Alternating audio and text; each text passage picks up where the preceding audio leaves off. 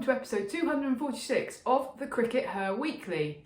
We are recording this a day earlier than usual, so that means that we are way ahead of the second ODI between England and South Africa, but we have seen the first ODI this week, Sid, and goodness me, South Africa with Marizanne Kapp look a different team, don't they? Well, I mean, Kapp and Kaka coming back in to open up the bowling makes a big difference. I mean, Kaka, she bowled a couple of decent overs and a couple of not such great overs, but even those couple of decent overs makes a huge difference to the kind of pressure on the batters early doors. They're trying to make runs in the power play. England are trying to get off to a flying start, and they between Kappa. I like that. Yeah, between the Kapp opening and Kaka, partnership. They made it really hard for them, and they kind of forced out the wickets. Yeah. Kapp taking 3 wickets up top, really put England on the back foot, and they never really recovered from that, did they? I mean, no, they didn't. So South Africa winning in the end by 6 wickets, but more importantly with 70 balls remaining. So absolutely haired off after the runs and got them. Relatively straightforward. They batted almost exactly the same number of balls as England did, basically, didn't they? So, I mean, they batted it pretty much exactly the same rate England did. It wasn't flashy at all. Laura Wolfart played a very Laura Wolfart innings. It was very conservative. She did give up a couple of chances. Yeah. There was a horrendous drop from Sophia Dunkley. But basically, it was Laura Wolfart being stoic and persnickety, as I put it in my piece. A lovely word that the Canadians use. And Kapp had a bit of fun with the bat as well. Although she did get out. Yeah, she did. Well, that's the thing that Wolfart allows other players to play kind of positively around her because she's such a rock. So yeah, and interesting that that was very much in contrast with England's batting, whereby both of their rocks, i.e. Danny Wyatt, who's been in great form in the T20s, and Nat Siver actually got out cheaply. Nat got a duck, didn't she? So England's rock goes for 0, and then everyone else just kind of falls apart. I mean, it's a bit of a familiar story, unfortunately, isn't it? Well, yeah, I mean, in some ways, the England's rocks actually, I wouldn't include Danny Wyatt in that because Danny Wyatt's, the JonBall player. The rocks are the ones that are capable of adjusting their games to the situation. Okay. And that's typically Heather Knight and Nat Siver. And once you break through, Heather Knight or Nat Siver, then you're kind of exposed to players that are going to play positively but are not able to adjust their games to the situation. And Danny Wyatt and Amy Jones both kind of showed that when they were just not able to kind of hold back and do what Wolfart did. They both carried on trying to, no doubt they've been told to do that, but those situations you just can't go out you can play positively when you've still got 35 overs on the clock. And you're trying to, grind out to 220 or something, which England fell 50 short of. Yeah, I mean, we've said this many times before, but it's all very one note, isn't it, JonBall? And what happens is that when you get into a situation which requires patience and thoughtfulness and a kind of more restrained approach, which Heather did do, to be fair. Yeah, but some of the players actually really struggle with that. Yeah. And if you look at, for example, somebody like Alice Capsey in that situation, she's very much in two minds because everything she's being told is, we want you to be aggressive, but also we want you to be consistent and not get out. And in that situation, that's very difficult for a player, kind of from a mental perspective. How do you play? Yeah, she's actually trying to play more like Heather or Nat, but she's not succeeding. That's not going great for her either. But I suppose the good news is she's got lots of time to kind of to build that side of her game. Don't forget that when Heather Knight was her age, she'd hardly played in the internationals at all. So she's got time on her side to build that, but she is going to need time to build that more stoic side. And the thing that seems mad to me is England still treating Charlie Dean like she's a bowler who just occasionally bats. Well, she's just not a JonBall player, is she? Yeah, no, she's not a JonBall player, and that's the whole point. She's not in the JonBall clique, right? Because she's as a person, she's quite softly spoken and a little bit quieter than some of the others. So she doesn't naturally lend herself off the pitch to sort of talking up JonBall, but also she's so often is then left having to rescue them and bail them out of trouble, which was what she was trying to do when the infamous incident that shall not be named occurred. And here, yet again, she was one of the mainstays of their batting, despite coming in at number 8. And it's like, what's she got to do to convince them that actually it'd be quite nice to have somebody a bit sensible batting in the middle order rather than in the later overs? Yeah, I mean, her problem ultimately is that she's never going to be the player that hits you, 35 runs off 25 balls, let alone the player that hits you, 60 off 30 balls. She isn't, but I don't think that matters because, No, but England management do that. Yeah, is Laura Wolfart ever going to be that?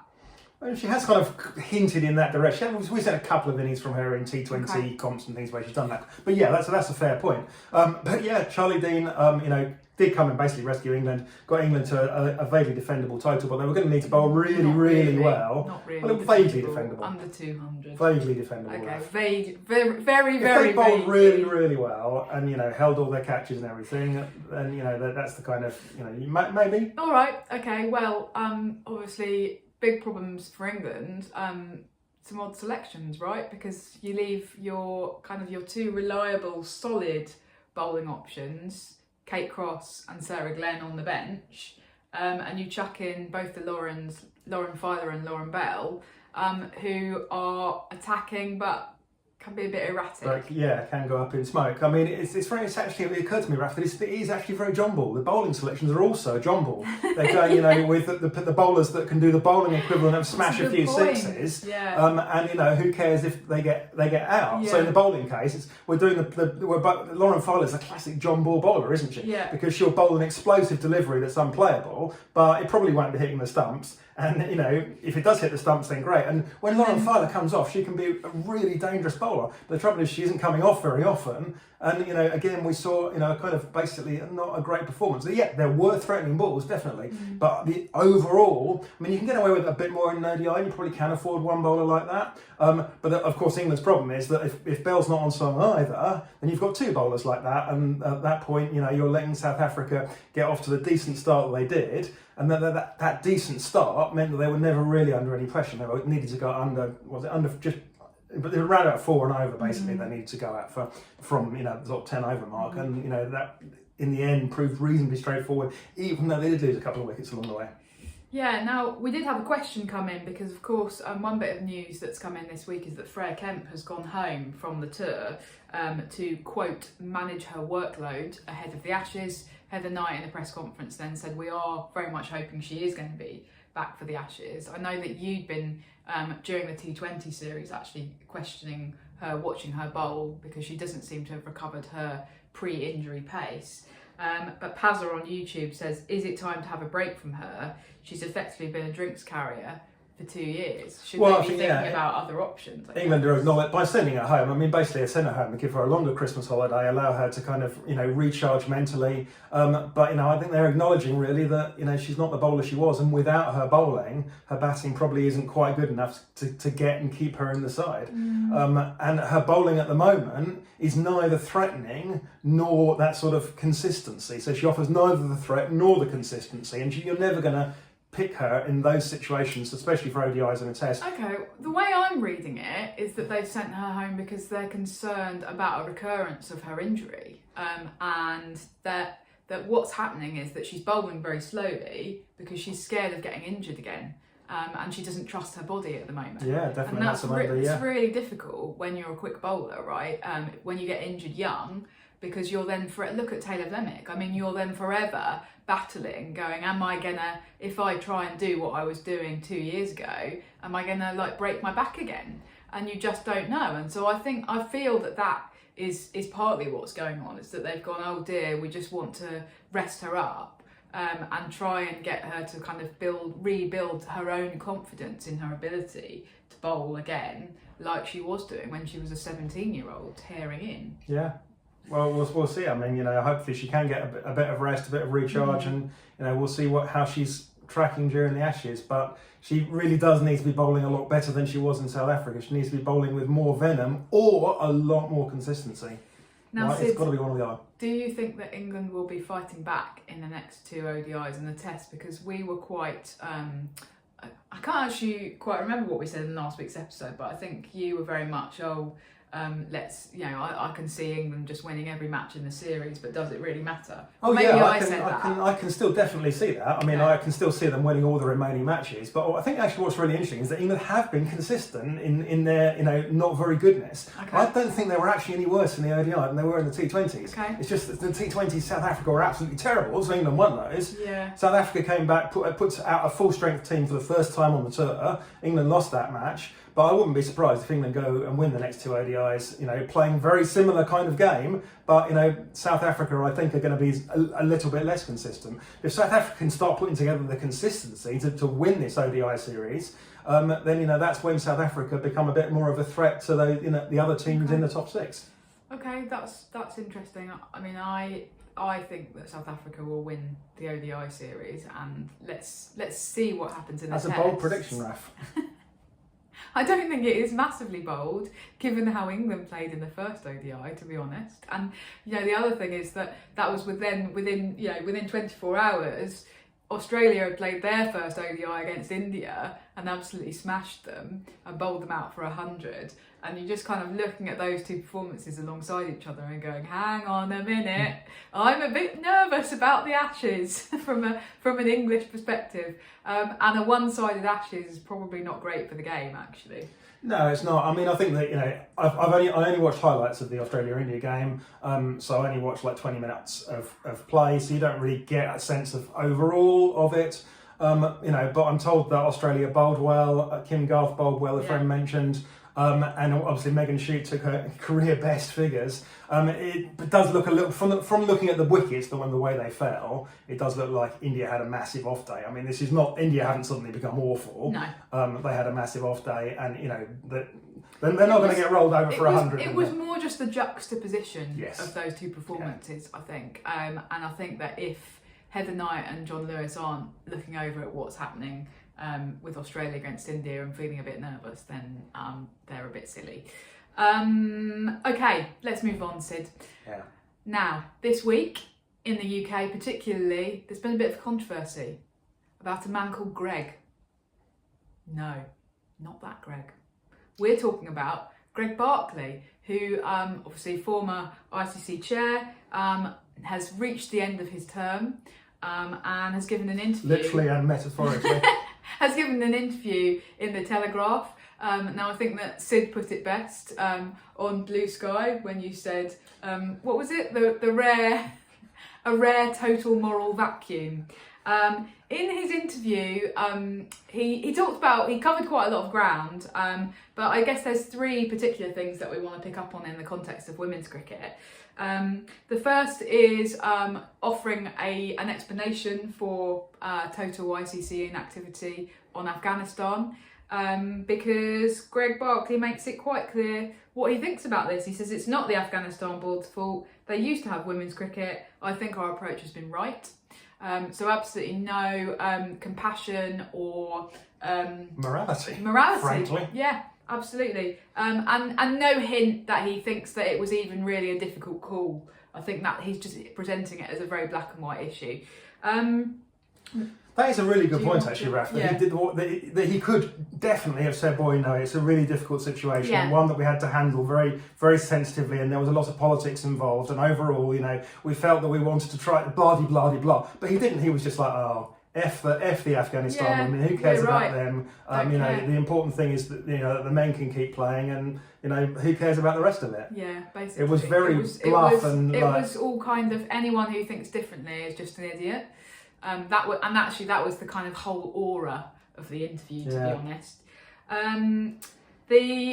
He also talks about West Indies, didn't he? And his suggestion seems to be that West Indies should break up into their component islands. I mean, from the perspective of the game as a whole in the West Indies, this is a bit mad. But from the perspective of the women's game, this is just completely nuts. I mean, there's just not the depth there. Are you just trying to, get rid of the West Indies and, lose them as a full member and lose that entire cricketing tradition? Because there's lots of competition in the West Indies, right? The girls that can play cricket can typically play other sports as well. They're being fiercely competed for by other sports, particularly American college sports, where they can go and, potentially earn a very good living. you're not going to make progress by reducing the status of West Indies cricket. It's completely nuts, and I just don't understand where that comes from. Even from the perspective of the men's game, I don't understand it. From the perspective of the women's game, it's insane. It was really weird. And then the other thing, and this was probably the quote that infuriated me the most, was about women's Test cricket. Now we know that we kind of knew that he was anti-women's Test cricket because he'd come from quite a senior position in New Zealand cricket, have obviously been famously anti-women's Test cricket for the last 20 years. He says, "I know that Test cricket has been played for 100 years in the women's game, but for the foreseeable future, it's the men that will play it." And goodness me, I don't advocate violence, but sometimes you read something and you just feel very, very angry with somebody. Gosh, if I was going to distill my whole research into the problems with merged governance and having the women's game run by a bunch of middle-class white men, like this man just going, "Yeah, I know you've done this for 100 years, but sod you, and I don't care about the history. I don't care that people have been playing this for this long. Yeah, we're just going to have that as a men's thing." New Zealand before, it's just the fact that it's just a men's thing. If you were going to say that about all Test cricket and go, "We just can't afford Test cricket anymore, so men's and women's Test cricket has got to go." But it's the fact of going, "Well, we'll carry on supporting the men's cricket because we think that that's the right thing to do." But the women's cricket, we don't really care. It explains a lot about what we've seen from the ICC over the last few years. It has to be said that Greg Barclay is now kind of history. He's not in power anymore. No. He's unlikely to get another senior governance position within the global game because it doesn't work like that. He's had his shot. Greg Barclay, bye.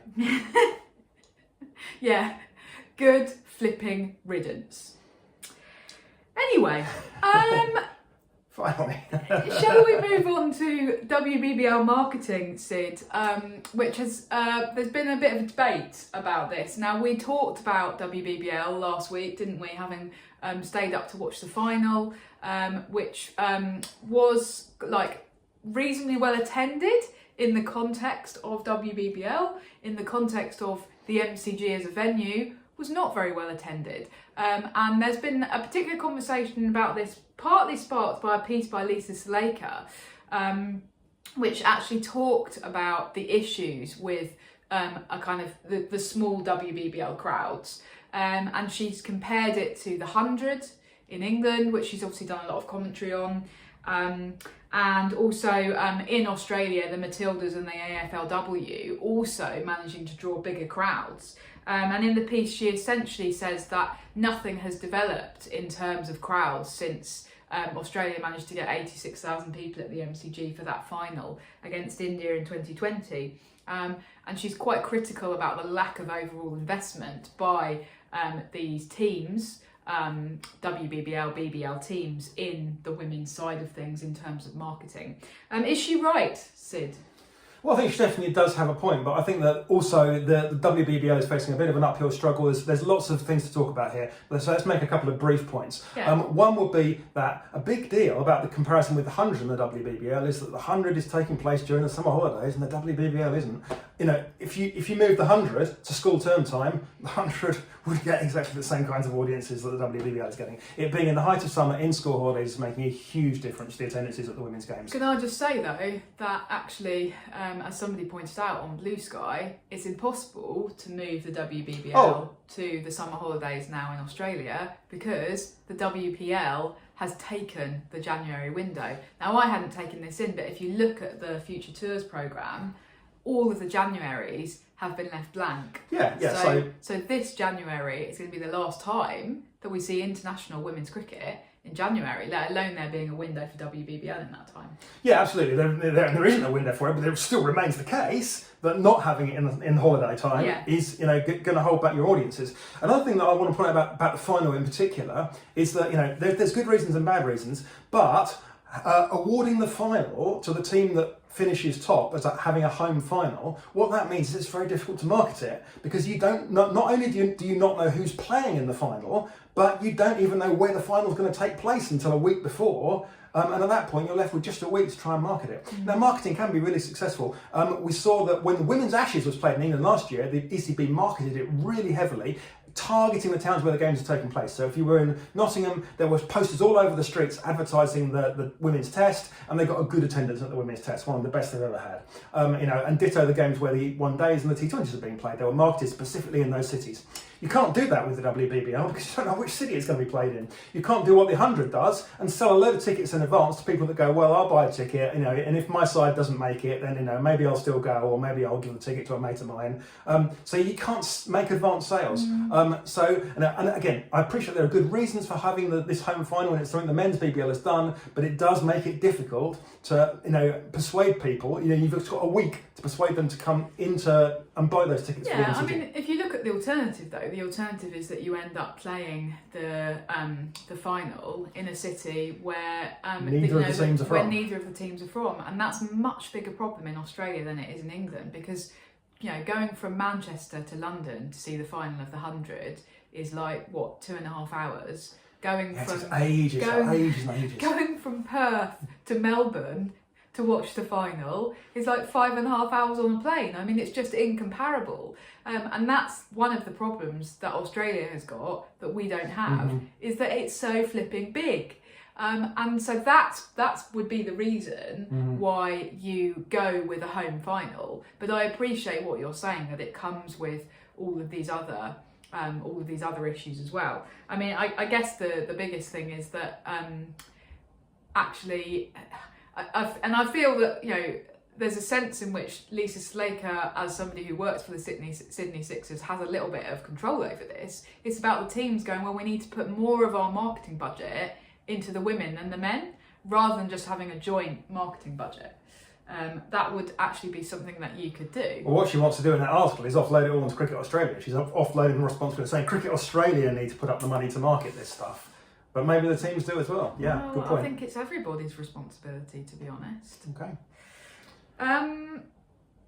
Finally, this week, Sid, following on from our discussion about fixtures, we had a question from Goffers on Blue Sky, saying, I'm a little surprised that Sunday has been chosen as a key day for the county fixtures, when the majority of the game's stakeholders will be otherwise engaged in club cricket throughout the season that day. It'll have an impact on potential crowd numbers, Goffers said, and some of the tiers will be using many club players that have been driving the standards and the competition in the club leagues. So I guess, Goffers, that this is partly a kind of historical leftover, which is that historically a lot of women's matches have had to be played on Sundays, because that was... Why did they have to be played on Sundays, Raf? Because all of the grounds were taken up by the men on Saturdays. And so what we've seen now, or recently, is a situation where a lot of the professional women's games can be played on Saturdays, because they can make more of a stronger case for having access to those good grounds on Saturdays, but often your amateur women's county stuff, over the last few years it's been amateur, and your club cricket still has to be played on Sundays, because that's when they can get access to pitches. And so that's kind of what we're seeing here actually, is that fixtures on Sundays, because of ground availability. I mean, so is it another case of just the fact that, in practice, men's cricket's taking priority even when it's equal, that the women are being shuffled to the Sunday because they think that they can get bigger crowds for the men on a Saturday? Yeah, I do think that. I mean, and I think that happens at club level, doesn't it? Because also, if you've always played women's club cricket on a Sunday, it's harder to then go, oh, well, actually, we now want to play on a Saturday because of player availability. For tiers 2 and 3, which are kind of semi-pro / totally amateur, it's really hard to make a case for why you should play on a Saturday. And I think for tier 1, okay, they can make a better case, but also practically speaking, if we want them to play on the best pitches, then often the availability does become on a Sunday. the ECB will obviously be hoping that the impact that this has is to deepen the player pool. And Beth Barrett-Wild actually spoke about this a little bit in that press conference that she did. She said, well, Tier 3 teams are complaining that none of their players will be available because they'll all be doing school exams, but actually they should just be playing some other people who wouldn't normally play in that level of cricket. So I guess what the ECB are hoping is that it will just inevitably mean that people have to cast the net wider for players, and that therefore clubs will focus more on player recruitment, etc. So that may be what happens, but it's a little bit of a gamble, and it may unfortunately be in reality that clubs just fold, which is what seems to have been happening over the last few years to some extent. So it's a difficult one, but yeah, it probably does come down to that's the kind of established norm, and people who have kind of power and access to best facilities on the most convenient days don't give that up very easily. And within cricket, that's the men. So yeah, I feel like the takeaway from this episode, Sid, is that there are some like terrible men in cricket. Yeah. but you know, there are some great men as well. Yeah. Okay, everyone, that was a bit of a downer to end on. Thanks for tuning in, and we will see you next week. Bye-bye. Bye.